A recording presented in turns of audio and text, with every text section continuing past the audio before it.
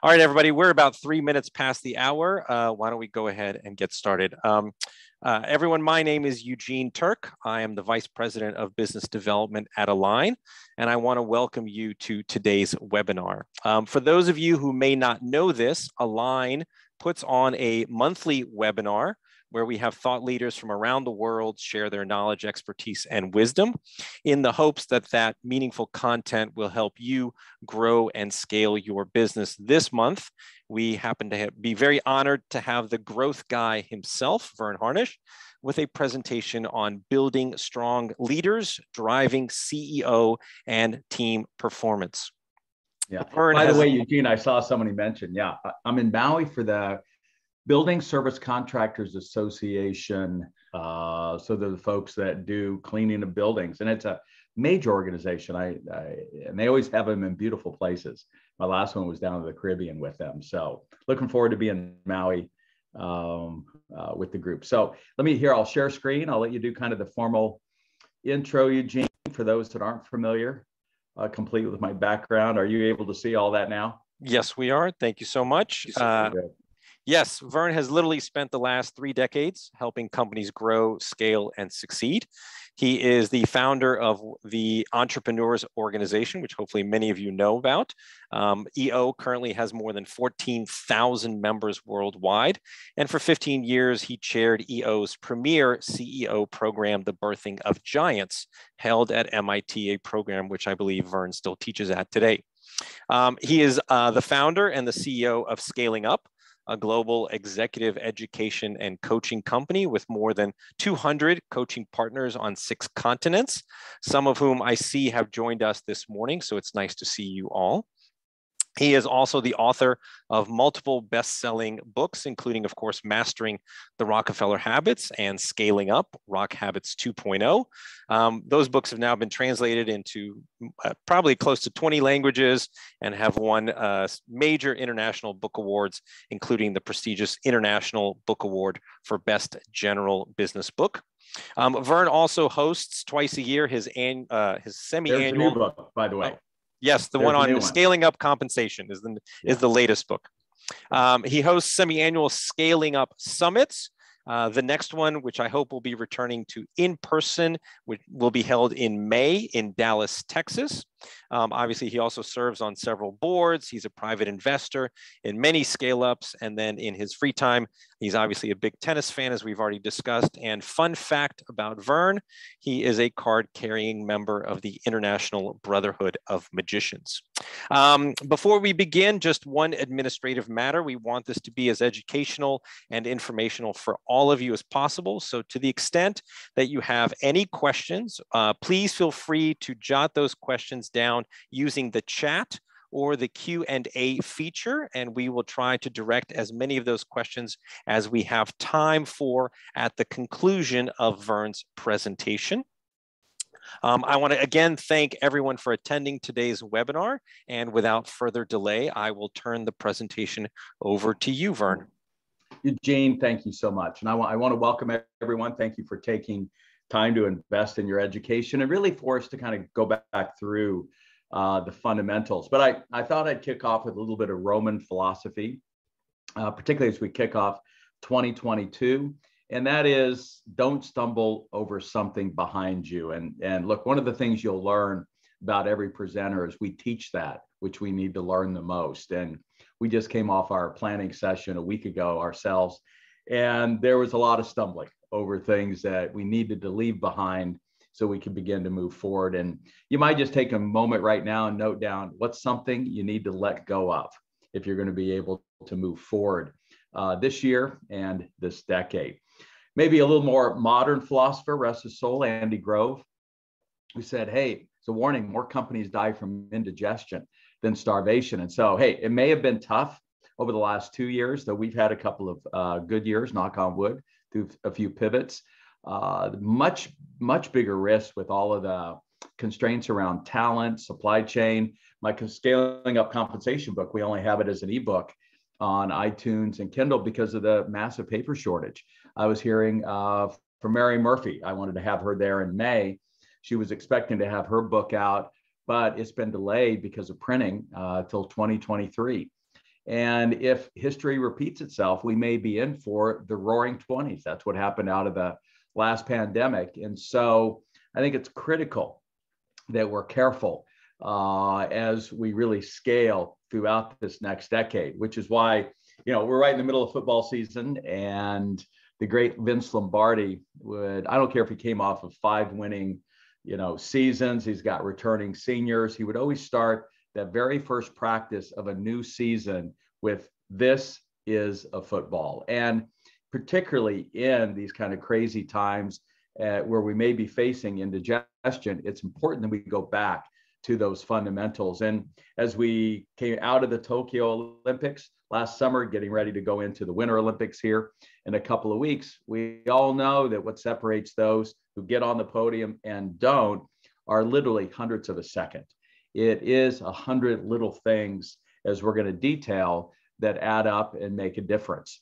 And so I thought it was interesting maybe to open up, because safety has been a huge topic globally, at least in the United States. I don't have the data in other parts of the world, though I think it's similar, particularly in the West. Where is the safest place to actually physically be if you don't want to get hurt, if you don't want to die? And what's interesting is it's on a commercial aircraft.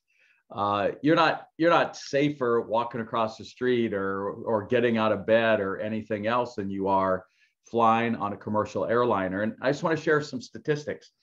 And this is the first time, Eugene, I've really been sharing this. I looked it up, and as I'm going back to start flying again, roughly 250,000 miles a year from 2000 to 2009, if you take out 9/11, where there were 531 deaths in the US, there were 11 fatal crashes and roughly 25 a year.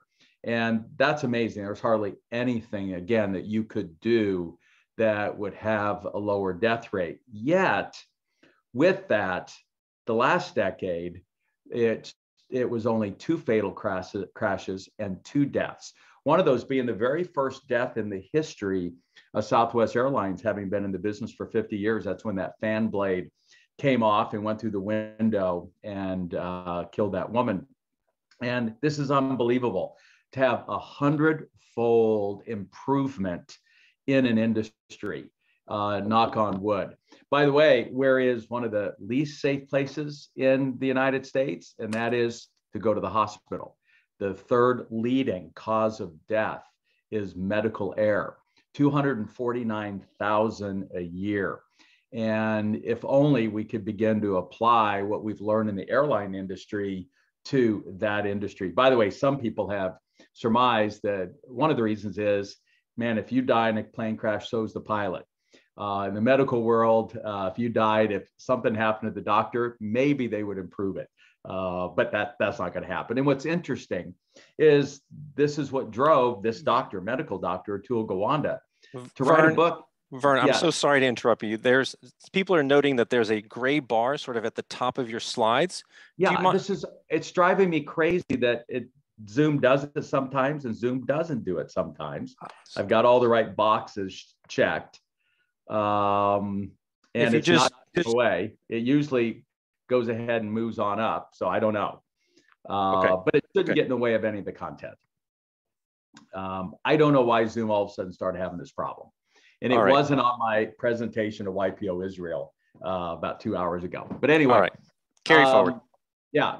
So Atul, medical doctor, wrote this book that Bill Gates considered like one of the best books he's ever read, called the Checklist Manifesto. And hopefully you can see the subtitle there, How to Get Things Right. And that's always been at the heart of the Rockefeller habits. We got to get the right people doing the right things, strategy, right, which is execution.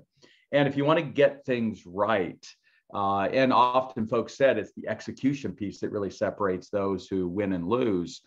It really was driven down to, among other things, checklists. And the first industry to get checklists was the airline industry, because where there is drama, and that's really when you know that you particularly need to focus on checklists, is that wherever you've got drama in the organization, because drama just costs you money and it costs you time. And so what you're really trying to do is create a drama-free organization. That's one of your key metrics. Clearly in the airline industry, Drama means a lot of very expensive metal and loss of life.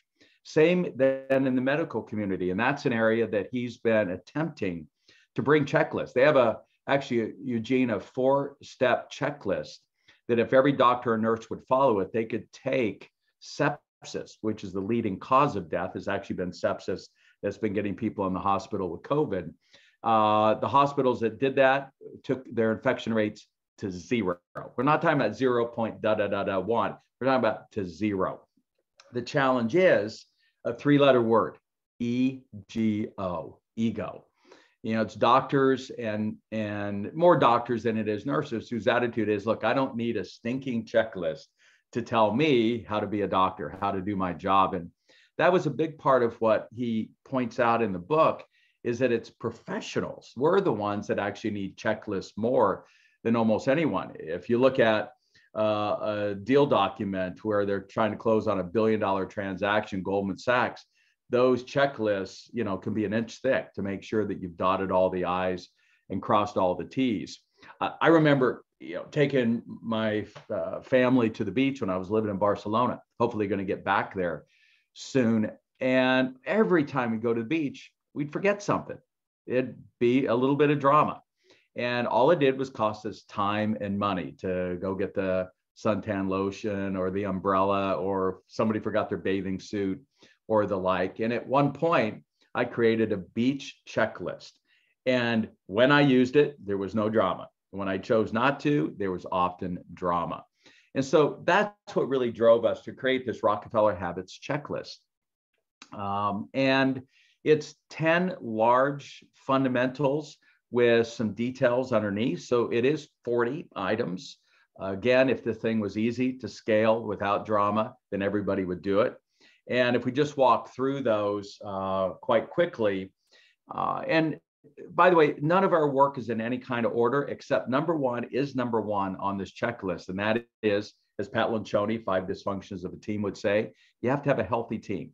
You have to know essentially how to fight without killing each other, how to surface the brutal facts. And that's where having data, I'm listening to a podcast by Michael Lewis right now.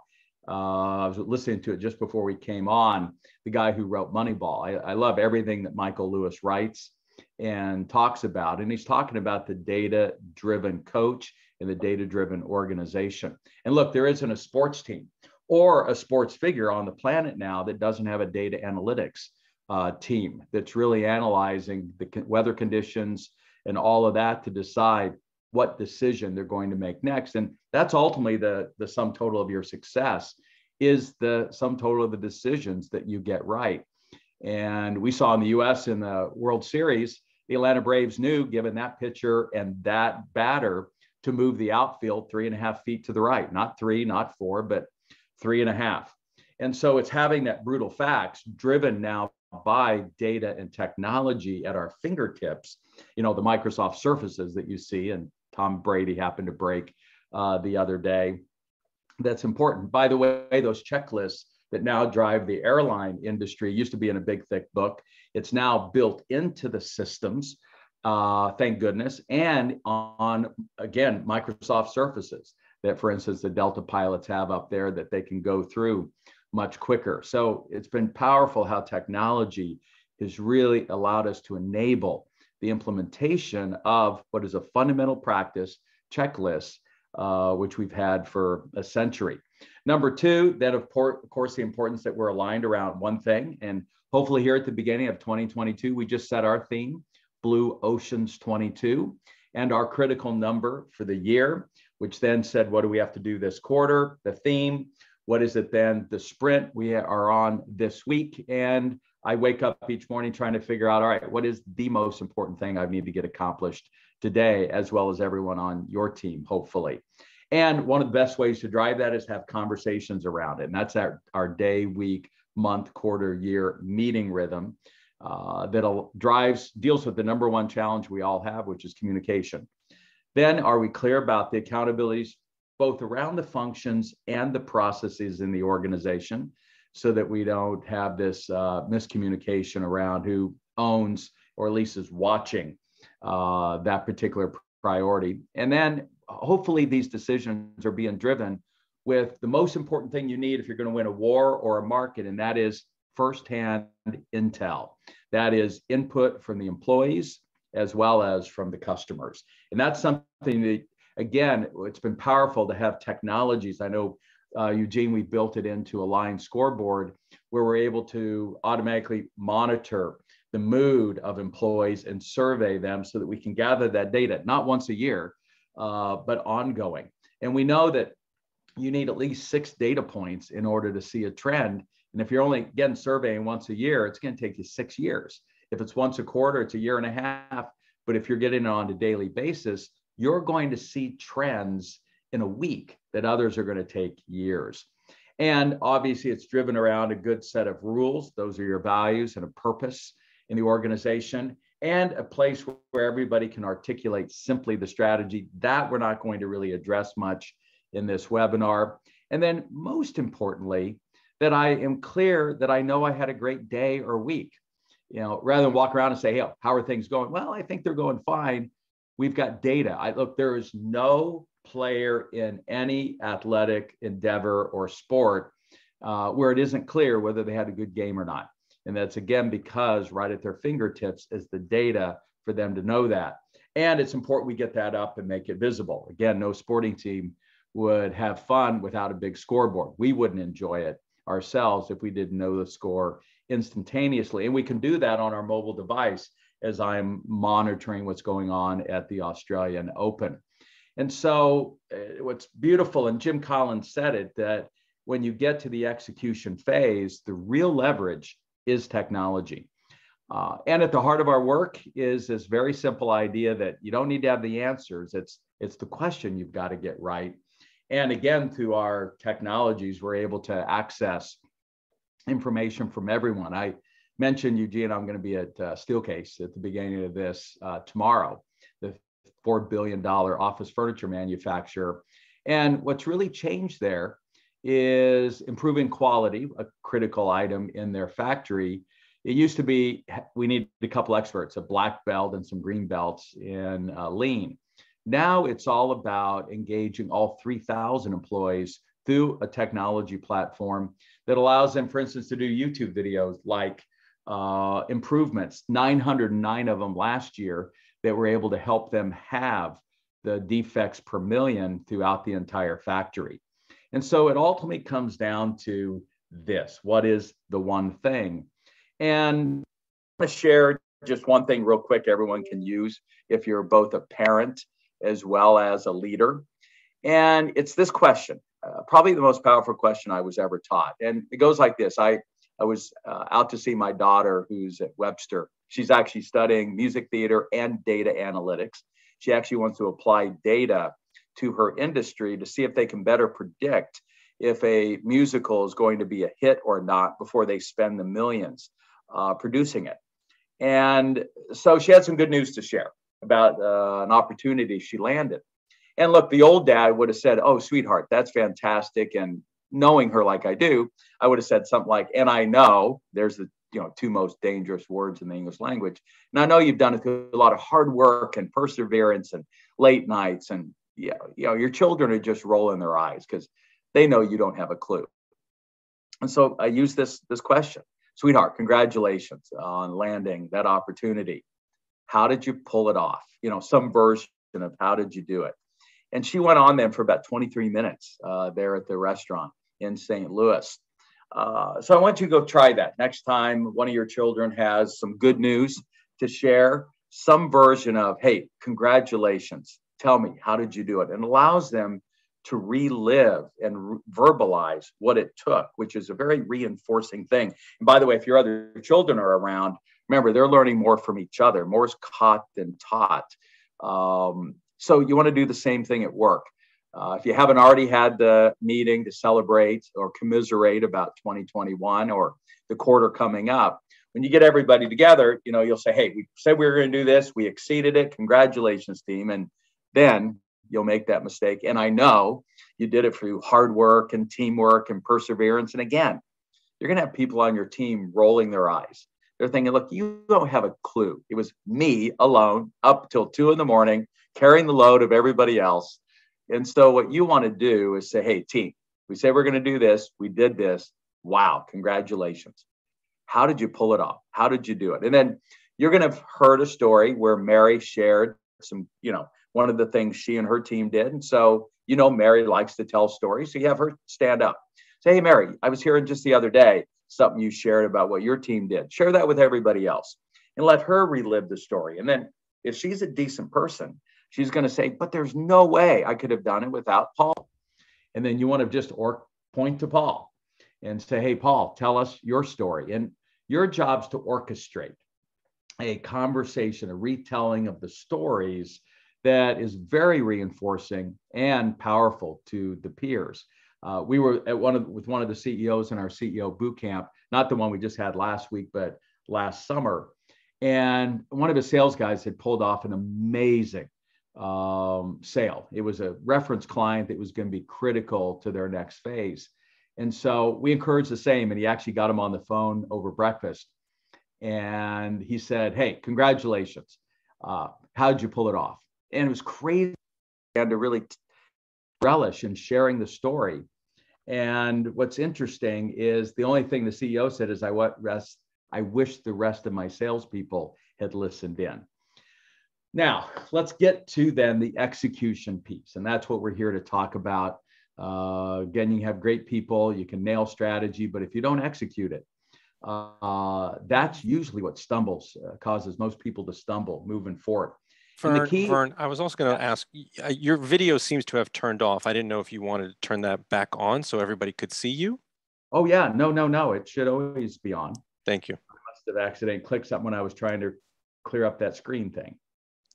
All right. Great. Thank you. Yeah. I don't know why I've clicked those two boxes to make that box go away. Let me try one more thing, because it is annoying to have that box up there. Let me try this. Let me go right to screen share here.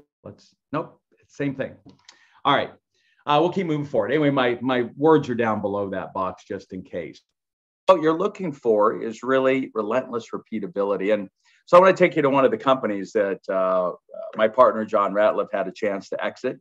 By the way, it's one of our focuses here for the next several years is to kind of help companies prepare for exit. We think it's the biggest opportunity the economy is providing. And one of our clients, Horizon Services, exited for $160 million. It was almost 15 times multiple. They just went to 700, exited again for 750, best performing asset in that PE firm's portfolio. And we hear it's about to exit again for $1.3 billion. By the way, they'll tell you the single most important routine is the daily huddle and the technology supporting that on a daily basis with all of their 1,000+ technicians now. But one of the things that everyone loves about Horizon, and they were kind enough to invite me to their industry trade association meeting the middle of last year, that everybody knows in the industry that when your truck pulls up to the home to do the service, that you always park it so that when the customer comes to the door, they're going to see the side of the logo, side of the truck up and to the right. Because getting somebody to look up and to the right connotes trust. It's something we understand about the brain. It's why I position myself. I don't know why it stopped. I'm starting my, Gene, I clicked it on. Anyway, so I lost my train of thought. Oh, so anyway, in my CEO boot camp, I sit so that everyone looks up and to the right at me. The key thing is Horizon's technicians do it every time. We also know that friends knock on a door, strangers ring the doorbell. And so they will always knock on the door. And if somebody doesn't answer right away, they don't start ringing the doorbell. They just knock a little bit louder and wait. And when the customer comes to the door, they know to step back 2 steps. 1 step, you're still too much in their personal space. 3 steps is going to look a little strange. And those booties they put on over their shoes in order to not track in dirt, they service my partner John Ratliff's home, and he's tried to talk them out of taking those off, and they just won't. So it's about doing 100 little things relentlessly and repeatably. It's why one of my favorite clients, actually, he's here in Town Park. He built the largest company in this town, Town Park.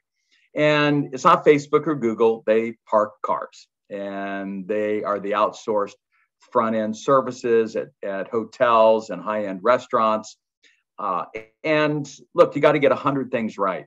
And so they put together this thing called the 31 Daily Basics. And why 31? Because that's the number of days in a month. And what happens is and they're a 24/7, 365 business. Anyone who's working in any particular shift, including when Jerry South was running it, they'd have a daily stand-up. And today's date, I think, Gene, is the 18th.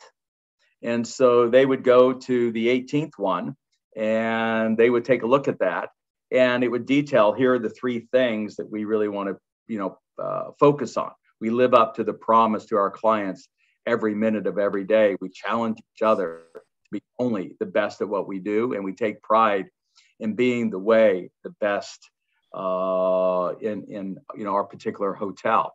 And so they're able to review these 100 little things, 3 or 4 every day, every 31 days. And by the way, here's kind of a blow up if we were to take a look at any one of the days. I love 9. Tip pooling is part of our success. And that day, they're going to reinforce the importance of pooling the tips that everybody, cleanliness on the 10th, and the importance of measurement of their ability to perform. And again, this is tracked so that the folks at headquarters can be well aware of what's happening. And so that's where these Rockefeller habits came from, was to really drive this relentless repeat of. And ultimately, it comes down to 2 things. Scott Fuqua, when he had about 50 employees, they had launched in 2003. In 2005, then they came to my very first workshop I offered in Sydney, Australia, 2.5 days. And it was coming out of that they discerned their core values and began to put these habits in place. Today, many of you know the story. They've gone from 50 to almost 6,700 employees, something north of $109 billion market cap. These 2 guys still own 72% of the company. And Scott was kind enough to endorse the back of scaling up. And what he said is, look, we know it to do this requires 2 things, discipline and focus. And when I saw Scott just before the pandemic, he said, a lot of things changed, but what hasn't are these fundamentals and our core values. And so I want to come back to this idea of discipline and focus and really root us back into what were the original Rockefeller habits. And Eugene, as you know, I'm excited. This is the 20th anniversary of Mastering the Rockefeller Habits. And so I'm in the process of updating it. And we're going to be coming out with the 20th anniversary edition of those fundamentals. And it really came back to these 3 disciplines. And if you're not accomplishing as much as you thought you could accomplish, both personally and professionally, look, it's one of 3 things. First, you're either working on the wrong thing or too many things. One of the guys that I hosted year after year at that MIT program was George Native. George founded Boston Chicken, went on to found a company that was KinderCare. So we often kid that he should stick to the chicken and children business. But he would say something very visual, and that is, you can't sit on 2 toilets. And it really reinforces the importance of being clear. What is the priority today, the sprint for the week, our theme for the quarter, and what is that critical number we need to drive on for the year and the next 10 years? And the only way you're going to be clear what that priority is for you to have data, that it's rooted in facts. And it's not just quantitative, it's qualitative. It's that customer and employee feedback that's critical for driving your decisions. And it does you no good to have that information if we don't get in a room and talk about it. And if you want to move faster, you need to pulse faster. That's why at the heart of our work is this daily huddle, as it is at Horizon, as it is at Airbnb. A couple of years ago, we hosted Nate, one of the co-founders of Airbnb, just before they were getting ready to go public. They had lost $1 billion worth of bookings coming off the fateful weekend that the pandemic was essentially started, March 13th, Friday the 13th. And when I asked Nate live, I had no idea what his answer was going to be. What was the most important thing you and your co-founders and leadership team did? Is he said, we went into a daily huddle 7 days a week. It's the first thing Steve Jobs did when he got back to save his baby at Apple. And he then continued that habit by, among other things, having lunch every day with Jonathan Ive and the design team, design being the, at the heart and soul of Apple's success. And so what I wanted to do is kind of share 3 examples here, and then maybe we'll open up some Q&A. So as I mentioned, tomorrow I'm going to be doing some events at Steelcase in the Detroit area. They're one of the world's largest manufacturers of office furniture. Again, it's not Facebook or Google, it's manufacturing. And one of the things that they wanted to show me on the 20th anniversary when I was there just before the pandemic hit, January of 2020, was the fact that every one of their 3,000 employees in the factory was within eyeshot. This is actually right, and this was Ben Hendrickson, who's the guy who heads this all up globally and a good friend of mine. This was his whiteboard. And notice nothing fancy. They're now beginning to use tech to drive it, but it's showing very clearly that we've got 4 areas of focus: safety, quality, delivery, and cost. Though notice they picked one to focus on, even though all 4 mattered. By the way, it was in this order. You'll see if you look closely, there's a champion for each one of them. Tim Martin on safety, for instance. None of them, by the way, are Bob Hendrickson. He is smart enough to have delegated this. And then down the side, aligned right with the Rockefeller habits. What are our priorities in each of those areas? What's the data that's going to be driving our decisions around that? And then the actions we're going to take. What are those sprints that we're going to drive? And when it comes then to meeting rhythm or communication, I love that up in the corner, they wrote in by hand that, hey, face-to-face is the priority. Actually, everybody is on bicycles. And if you want to talk to somebody, the first priority is to jump on a bicycle and go talk to them face-to-face. At a minimum, let's do it through voice, phone, or video via WhatsApp. Notice what's last resort: email. And whether it's Slack channels or email, they have a place, but man, it's not a good place if you want to do some real decision making. We've actually got a rule: if it goes to a third text message or WhatsApp, then let's just jump on the phone. And normally you can get something decided in 7 minutes that's going to take the next 7 days. And notice they had a theme.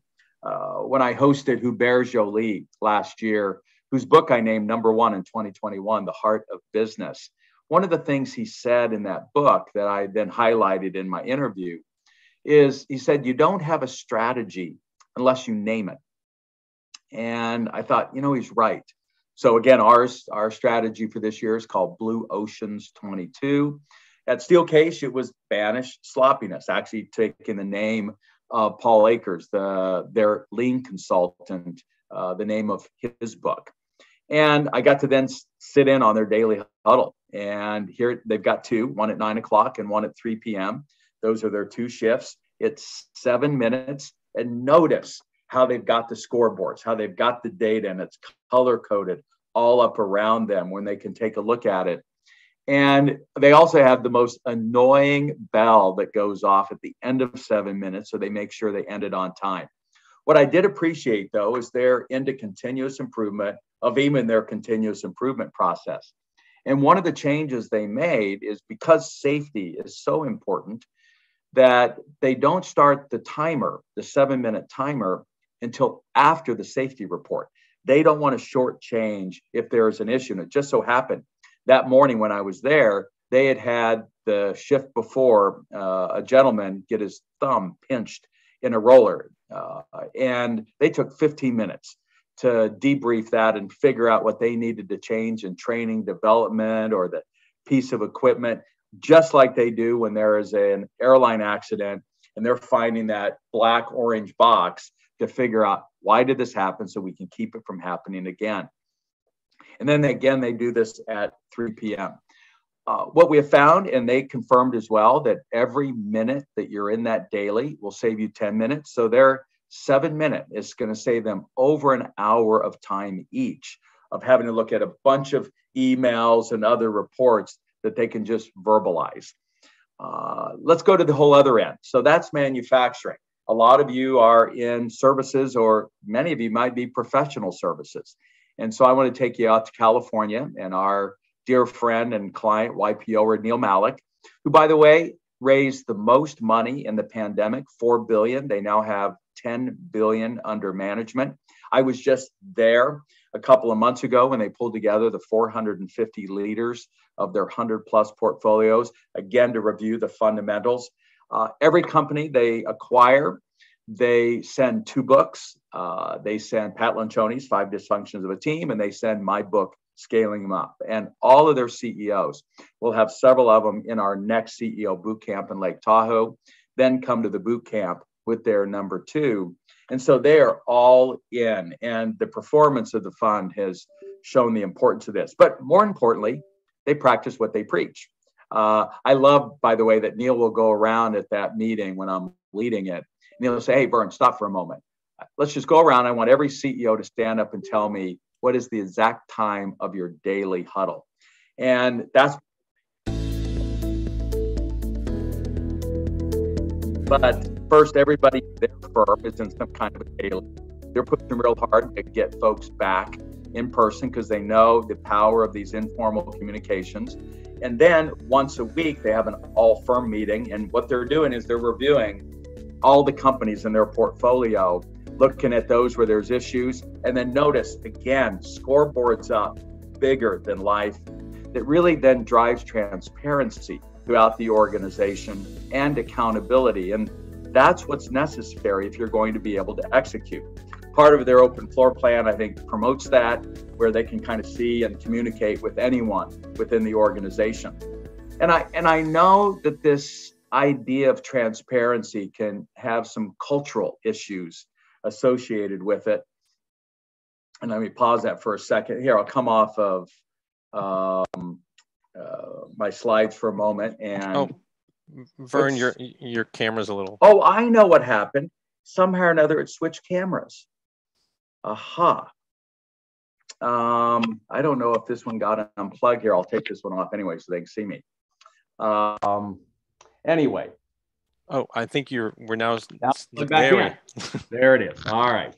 So I'm in Egypt just before the pandemic, Eugene, and the Egyptian YPOers pulled me aside and they said, hey, Verne, you know, this transparency thing you talk about, maybe you could, downplay that. And it was crazy. Just the night before, their football team had just won a significant match that was putting them in a regional contest. And they were all excited about it the next morning. In addition, they were going to be fielding one of the largest, at least in the history of Egypt, delegation to the Olympics.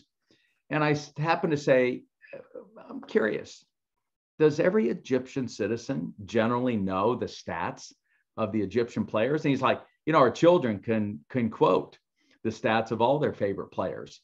I said, that's interesting. And they're Egyptian, right? Yeah. And I said, what about your Egyptian athletes going to the Olympics? Is every Egyptian going to be painfully aware of how well each one of their athletes is doing real time through scoreboards and, obviously technology? And they said, yeah. And I said, well, then this isn't cultural. Your athletes that you revere have to be willing to perform under the spotlight of everyone in the country. And look, if you can't take the heat, get out of the kitchen. And that analogy really helped them calm down and realize that this transparency is critical. The difference is the culture. If it's one of fear, then nobody wants the numbers to be shown. But if it's more of the spirit that we're not winning or losing, but we're winning or learning, then we can begin to look at the data and the results as a way to learn and for us to improve. And that really is the spirit of all the great athletes and why they're keeping track of every rep and every minute of their training so that they can see in a quantifiable way if they're making progress. They know they've had a good practice. They know they've had a good time. They know they've had a good run. And so I know the transparency thing can be sensitive, but I don't think it's one that should stop us. So let me pop back to my slides here. It then led to really a new acronym, and I updated Scaling Up, and I'm going to be coming out with the first new edition of that book in 2022 as well. And it was an idea we picked up at MIT. For decades, we've all used the acronym SMART, when it comes to setting goals. I used it in the first book. I used it in the initial copies of Scaling Up. And honestly, I could never quite remember what all those letters represented or stood for. So then MIT said, hey, maybe FAST is a better acronym. And by the way, it sure aligns with our focus around scaling. And it really comes down to these four things. If you're going to set a goal, first, it needs to be frequently discussed. That's why it being touched on daily, reviewed weekly, set quarterly, and driven on an annual basis, that meeting rhythm causes that frequent discussion. Number two, if you want to drive energy, and those CEOs we have on this, you are the chief energy officer.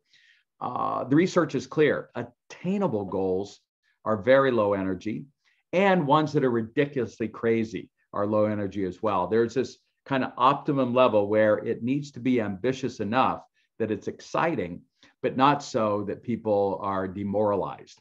Number three, obviously, it needs to be specific and measurable. That's what the S&M stood for in SMART.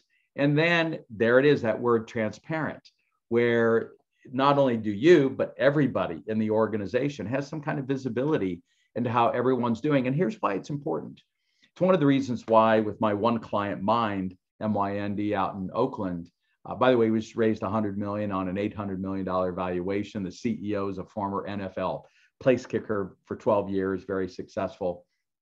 And he was doing one-on-ones. And that takes up a tremendous amount of time for a CEO or any leader doing it with their team. And the problem is, in a one-on-one, you've got to be the bad guy or the bad gal. You've got to be the one to push back. And in those meetings, people have a tendency to dance on, well, the reason I'm not able to get this accomplished is because, and they've got some excuse. So we'd like to see that replaced with the daily huddle. And that's what Doug was able to do at 8:52 a.m. for 8 minutes in the morning. And as a result, he was able to replace his weekly one-on-ones. And what the reason it's important is you want to take advantage of the most important tool we have as leaders, and that is peer pressure. And the research is clear. Many HBR articles I've read since, that peers work harder for each other than they do for you. They learn more from each other than they do from you, and they care more for each other than they do for you. So that's the power of having this transparency, so you can take advantage of peer pressure. Ultimately, it comes down to making sure that you're keeping the main thing. You want to keep it visible in front of everybody, color-coded. That's part of the heart of lean, is to be very visual in how you drive systems. And it's ultimately about figuring out what is that front domino. And if you can identify it and knock it over, and then it's going to give you real leverage here in 2022 and beyond as you execute your strategy. Ultimately, it comes down to having the conversations around the right data, so we can figure out what is the most important thing we need to do today, this week, and moving forward. Now, part of that is this meeting rhythm. It really is the heartbeat of the business. And so I want to kind of finish up with a story. I'm a huge fan of T. Boone Pickens. Rest his soul. He passed away about 2 years ago at age 92. He was healthy right up to age 90. He actually had challenged President Obama to a fitness challenge, and Obama was smart enough, 40 years, I think, his junior, to turn him down. And then he broke a hip, and it was downhill in the next 24 hours. But he was in his 70s. He had been worth hundreds of millions, not that money matters. And then he lost it all at the turn of the century. And he's like, all right, either winning or learning. What do I need to learn? And he went out to see what he needed to change. And he found one thing, and he made that one daily change, and the rest is history. He went from his last kind of 2.8 million to 4 billion in the next 72 months. And I love the story because first, he didn't hit his first billion till he was in his 70s. So some of his time, I barely do. And number two, he then wrote a book called Billion is the Hardest. And I love that, because once you hit your first billion, I hear the second, third, and fourth is much better. And so what did he learn? He studied the human brain. That happens to be Einstein's. And he found that the number one capability success is pattern recognition. That's what's going on with tennis players. There's no way they can think quick enough to get some of those shots. It is, 10,000 hours of perfect practice that burns into the neural networks. And when they see a certain, ball spin and movement of a opponent's hand, they know exactly where the ball is going to go and they can be there. Second, we know that you can't think your way out of this. You need to talk your way out. And so and that's when your prefrontal lobes light up like a Christmas tree. And so that's when T. Boone Pickens made this one change. At 5:45 a.m., they began to gather data from their network and the internet, what's going on in the oil and gas industry. Then at 6:15, he would call and have a 15-minute conversation with those analysts, asking them questions, ask them to go get more information or data. And then 6:30 to 7:30, he would then, while he's working out his muscles, his mind would begin to look for the patterns of what he had just heard compared to yesterday, last week, in the last, decade that he'd been in the industry. And then at 7:30 every morning, he had breakfast with his top leadership team, and they would talk through what was their tactics and strategies for the day. 8 o'clock, they were going to war, going to the market, and it's the same firefighting that all the rest of us have to deal with, though keeping their eye on the prize. And then at the end of the day, 4:30, they'd huddle back up. So they're doing 2 daily huddles. And the question is, all right, we either won or what did we learn? And if somebody had a success, how did you do it? And that was it. Over the next 72 months, they took their 2.8 million and turned it into 4 billion, which he was able to then to ride out through the rest of his life. And so those are the kind of habits it ultimately comes down to.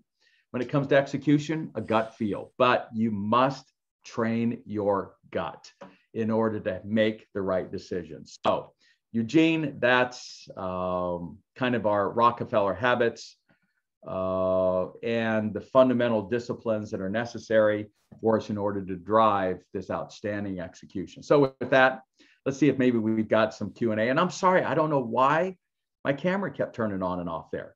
I don't know, but I didn't want to interrupt your flow. You were presenting content great. And so I do want to sort of follow up on, you talk about the transparency and the visibility and accountability that all that creates. I was wondering if you could just speak to about using technology. We saw sort of the whiteboard at Steelcase and obviously software technologies like Align and the scaling up scoreboard, how that can sort of make implementation of the rock habits all much easier and more efficiently rolled out through an organization. Well, the analogy I use is the fact that right now I can get on my mobile device what's going on at the Australian Open, and I can see every error and every ace of every player real time. And that's what our technologies provide people the ability to do. And look, I often use the analogy, imagine watching the Olympics coming up here in a couple of weeks and there's no scores. We're going to wait till the end of the day to let you know who won. No, we're going to wait till the end of the week. Now we're going to wait till the end of the quarter for us to provide real visibility. Nobody would first watch. Nobody would be engaged. And right now, employee engagement is at 19%, dropped to 14% in the pandemic. And a lot of that has to do because people don't know what the score is. And so the power of, that's first, number one. Number two, we all started, in the early days of maybe doing our accounting on Excel spreadsheets. And then we went and got a real accounting system. We were keeping track of our contents on an Excel spreadsheet, and then we got a CRM system. And almost every industry has an industry specific operating system. But what's the tool for the CEO to keep track of the cascading priorities and the cascading KPIs and metrics?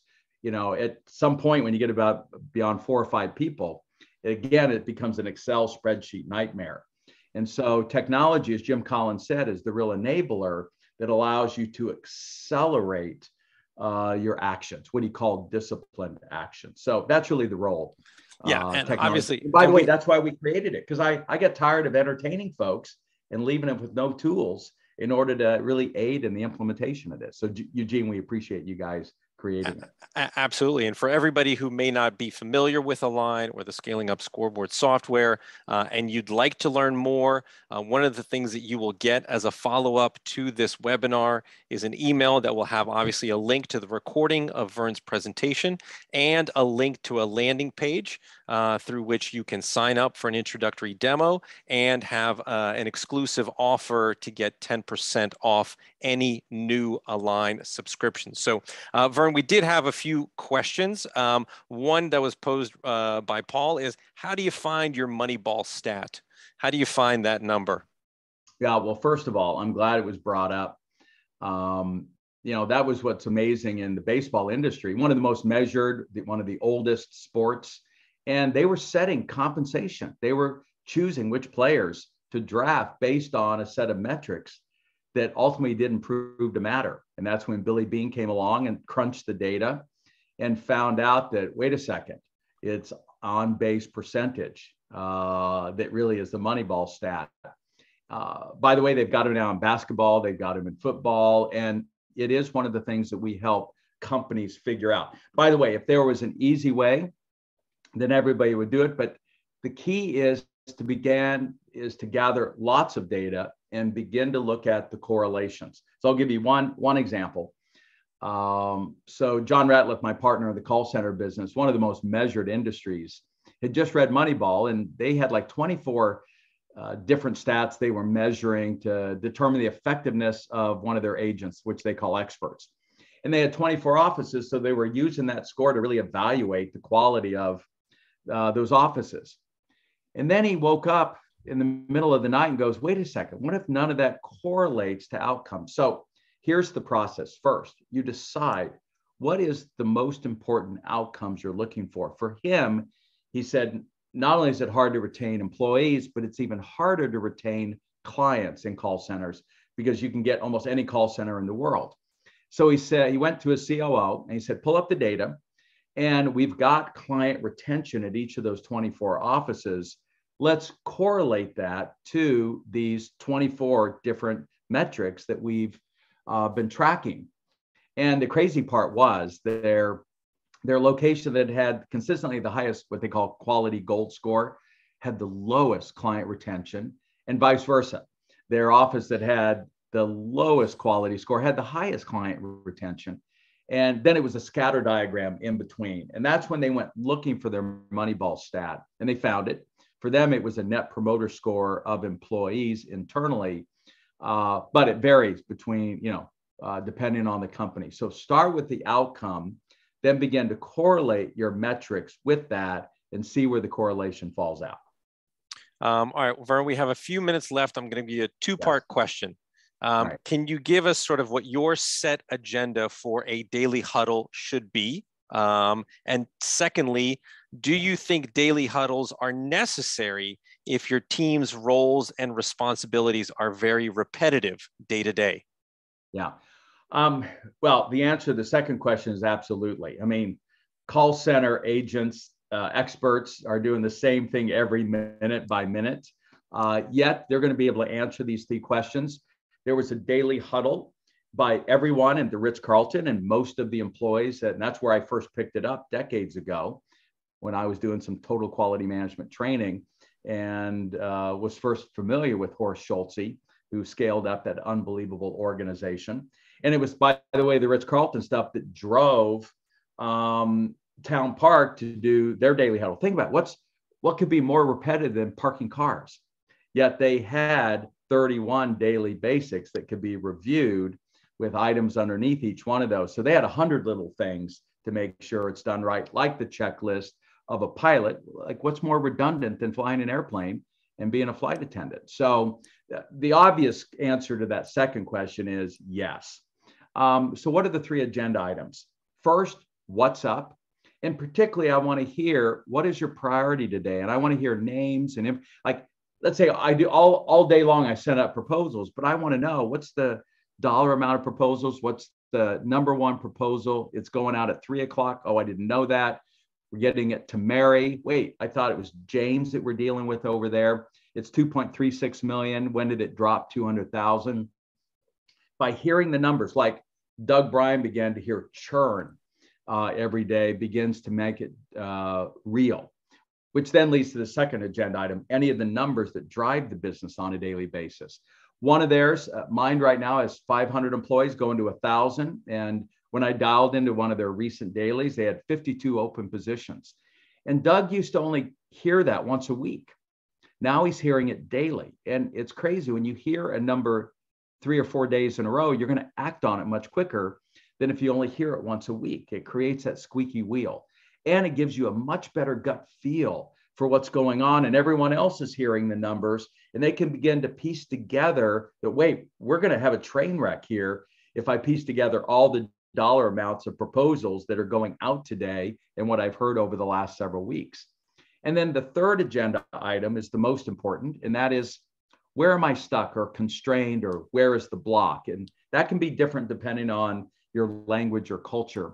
And the key thing is this: it's not one that anyone can necessarily help you with. 90% of the value, Eugene, as you know, is verbalizing it. Now, what I love with your tech is you're able to capture that quickly, and then you can go back and begin to see patterns and trends. And that's what you're looking for. By hearing what's up today, does it align with our long-term priorities? What are the metrics daily? And where are people stuck? I can put together the patterns of what I need to do today and where I need to train and develop this week quicker than if I'm only looking at it a monthly report. Fantastic. Verne, we are reaching the hour, so we will cut it off there. Thank you so much for taking the time, presenting the content. Thank you, everybody who attended today's webinar. Again, we will send you an email that will have a link to the recording as well as a link to the landing page should you be interested in learning more about the tech that Verne has been talking about, the Align software that can help you sort of document that strategic plan, do those 10 Rockefeller habits, manage your daily and your weekly huddles, and see a dashboard and a scoreboard of all of those critical numbers, those Moneyball stats, to help you make decisions on how to really grow and scale your business based on what's working and what's, how things are going in the business. So anyway, thank you guys so much. We hope you'll join us next month for our next Align webinar as well. We'll send you more information about that. But for now, everybody have a wonderful day and enjoy the rest of the week. Thank you, Verne. Appreciate your time. You got it, Gene. Take care. Bye, everybody.